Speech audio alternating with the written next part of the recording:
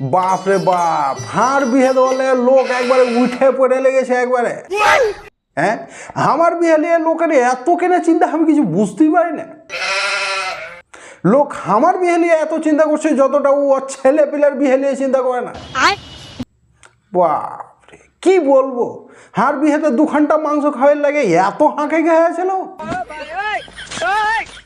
বাংলার নবাবকে সরেবের লেগে মির্জাফর যেভাবে ষড়যন্ত্র করে হলো তার থেকে বেশি খারাপ করে ষড়যন্ত্র করছে কিছু লোক আর বিয়ে দেওয়ার জন্য।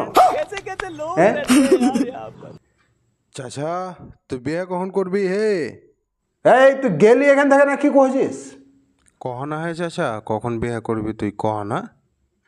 তুই গেলি এক চোটে চোখ দিয়ে পুটা ফেল দেবো একবারে তোর। আচ্ছা আচ্ছা কয়ে দে কখন বিয়ে করবি, কহ না রে চাচা। হারা কি চাচির মুখ দেখবো না? দেখবো না হারা চাচির মুখ? দেখ ফটকে তুই চলে যা, নাহলে এক খিয়া পাশে দম বাহির করে দেবো তোর, কয়ে দিন আমি। কি দিনের দিন ছেলে পিলে বেলজ্জে হয়ে হে। হ্যাঁ কহতো জি, ও কিভাবে হাকে জিজ্ঞেস করছে যে চাচা তুমি বিয়ে কখন করবে? হ্যাঁ এলে জ্বালালাই। হ্যাঁ আমি কিভাবে বিয়ে করব?